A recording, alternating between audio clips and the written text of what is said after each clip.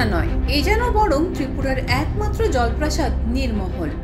এক পশলা বৃষ্টিতে রূপ পরিবর্তিত হয়ে নীরমহলের মতো জলপ্রাসাদে পরিণত হয়েছে সিপাহীজলা ত্রিপুরা জেলা বিশালগড় থানা। ত্রিপুরার ঐতিহ্যবাহী জলপ্রাসাদ নীরমহলের প্রতিষ্ঠাতা মহারাজা বীর বিক্রম কিশোর মাণিক্য হলেও বিশালগড় থানাকে নীরমহলের রূপ দিয়েছে বিশালগড় পুর পরিষদ। এর কারণ খুঁজতে গিয়ে জানা গেছে, বিশালগড় শহরে দিন দিন জনঘনত্ব বৃদ্ধি পাওয়ায় আশপাশের জমি ভরাট করে নতুন অনেক দোকান ও বাড়ি নির্মিত হয়েছে। ফলে বিশালগড় থানার বর্তমান ভবনগুলি বহু পুরাতন হওয়ায় আশপাশের বাড়িঘরগুলি থেকে থানাটি অনেকটাই নিচুতে অবস্থিত।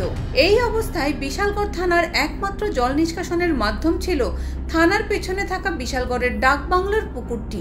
সম্প্রতি বিশালগড় পুর পরিষদ কর্তৃক নতুন ভবন নির্মাণের জন্য এই পুকুরটি ভরাট করে ফেলা হয়।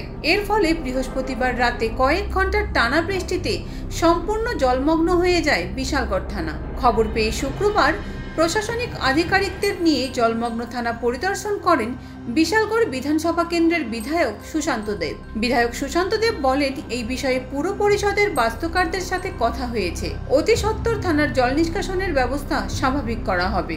কালকে বর্ষার বৃষ্টির ফলে আমাদের বিশালগড় থানাতে জল জমে আছে। তো আমাদের যারা পুলিশ অফিসাররা আছে ওনাদের যাতায়াতে কষ্ট হচ্ছে কোয়ার্টার থেকে। তো সেই কারণে আসলাম, পৌরসভার ইঞ্জিনিয়ারদের সঙ্গে কথা হয়েছে, ওনারা আসছেন, এক্ষুনি জল নিষ্কাশনের ব্যবস্থা করা হবে।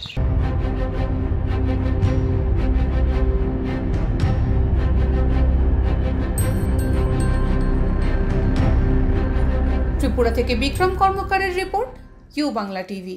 ইউ বাংলা টিভি, হৃদয় ছুঁয়ে যায়।